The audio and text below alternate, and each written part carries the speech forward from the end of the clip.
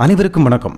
தற்போது இஸ்ரேல் நாட்டிற்கும் லெபனான் நாட்டில் உள்ள ஹிஸ்புல்லா என்ற தீவிரவாத அமைப்பிற்கும் மிகப்பெரிய போராட்டம் நடப்பதாக சொல்லப்படுகிறது. இதில் இஸ்ரேல் மிக நவீன தந்திரங்களை கையாள்வதாகவும் சொல்கிறார்கள். இஸ்ரேல் தாக்குதலில் ஹிஸ்புல்லாவின் ஆயுத கிடங்கு 100 ராக்கெட் ஏவுதளம் அழிக்கப்பட்டு விட்டது என்றும் சொல்லப்படுகிறது.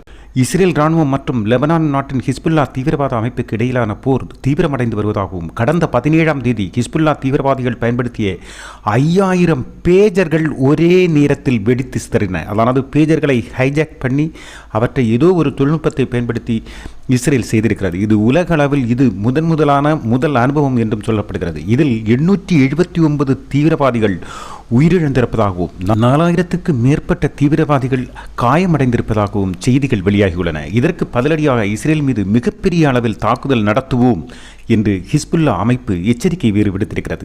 இந்த சூழலில் இஸ்ரேல் ராணுவத்தின் போர் விமானங்கள் வியாழக்கிழமை நள்ளிரவு முதல் வெள்ளிக்கிழமை அதிகாலை வரை லெபனானில் ஹிஸ்புல்லா முகாம்களை குறிவைத்து மிகப்பெரிய தாக்குதல்களை நடத்தியிருக்கிறது.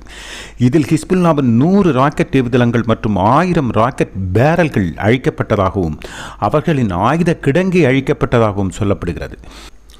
இதுகுறித்து இஸ்ரேல் ராணுவ வட்டாரங்கள் கூறும்போது இஸ்ரேல் மீது தாக்குதல் நடத்துவதற்காக ஹிஸ்புல்லா தீவிரவாதிகள் தயாராகி வந்தனர் என்றும் இதை தடுக்க அவர்களின் ஏவுகணை தளங்கள் ஆயுத கிடங்குகளை முழுமையாக நாங்கள் அழித்துள்ளோம் என்றும் தெரிவித்திருக்கின்றனர். ஹிஸ்புல்லா அமைப்பின் தலைவர் ஹசன் நஸ்ருல்லா நேற்று கூறும்போது இஸ்ரேல் வரம்பு மீறி செயல்படுகிறது, அந்த நாட்டு ராணுவம் லெபனான் மண்ணில் கால் வைத்தால் மிகப்பெரிய போர் வெடிக்கும் என்றும் தெரிவித்திருக்கிறார்.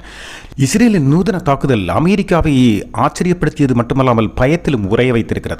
பேஜர் தாக்குதலில் இறந்த தீவிரவாதிகளின் மரண சடங்குகள் நடந்து கொண்டிருக்கும் போதே அவர்களின் பாக்கெட்டுகளில் இருந்த வாக்கி டாக்கிகளும் வெடித்து தீ விபத்து ஏற்பட்டு அதிலும் பலர் உயிரிழந்ததும் பல பேர் காயமடைந்ததும் மிகப்பெரிய அதிர்ச்சியை ஏற்படுத்தியிருப்பதாக சொல்கிறார்கள். அதானது இதன் மூலம் இஸ்ரேல் உலகிற்கும் மற்ற நாடுகளுக்கும் அறிவுறுத்துவது என்னவென்றால், எங்களை கை வைத்தால் நாங்கள் யாரையும் வெறுமனே விடமாட்டோம், நீங்கள் நினைத்து பார்க்காத அளவிற்கு எங்கள் தாக்குதல் இருக்கும் என்று சொல்லாமல் சொல்லி இருப்பதாக சொல்லப்படுகிறது. இது மிகப்பெரிய அதிர்ச்சியை உலக அளவில் ஏற்படுத்தியிருப்பதாகவும் சொல்கிறார்கள். இப்போது நாம் பயன்படுத்தும் எலக்ட்ரானிக்ஸ் டிவைஸுகளை கூட பயன்படுத்தலாமா வேண்டாமா என்ற யோசிக்க வைக்கும் அளவிற்கு இஸ்ரேல் இந்த நிகழ்வை நிகழ்த்தி காட்டியிருக்கிறது. ஒவ்வொருவரும் பயத்தோடையே அதை நெருங்குவது, அதானது நாம் பயன்படுத்தும் மொபைல் போனை கூட ஹேக் செய்து ஏதாவது செய்துவிட முடியும் என்ற ஒரு பயம் அனைவருக்கும் வந்துவிட்டிருக்கிறது என்பதுதான் உண்மை. இப்போது இதில் இஸ்ரேல் வெற்றியா தோல்வியா என்பதை விட உலக அளவில் எலக்ட்ரானிக்ஸ் டிவைஸுகள் மீது ஒரு பயத்தை ஏற்படுத்தி இருக்கிறது என்பதில் மாற்று கருத்து. இஸ்ரேலின் தொழில்நுட்பத்திறன் ஒரு பக்கம் ஆச்சரியத்தை ஏற்படுத்துகிறது என்றால் இன்னொரு பக்கம் கிளியையும் ஏற்படுத்துகிறது. அதானது சாதாரண நாம் பயன்படுத்துகின்ற எலக்ட்ரானிக்ஸ் டிவைஸுகளை வைத்தே நம்மளை அழிக்கவோ சேதப்படுத்தவோ முடியும் என்ற நிலை உருவாக்கி இருக்கிறதா என்ற கேள்வியும் எழுப்புகிறது. இஸ்ரேல் இதில் எந்த வகையான தொழில்நுட்பத்தை பயன்படுத்தி இருக்கிறது என்று இன்று வரை யாருக்கும் புரியாத புதிராக இருக்கிறது. இது எந்த அளவில் மிகப்பெரிய ஒரு தாக்கத்தை ஏற்படுத்தப் போகிறது என்பதை பொறுத்திருந்து தான் பார்க்க வேண்டியுள்ளது.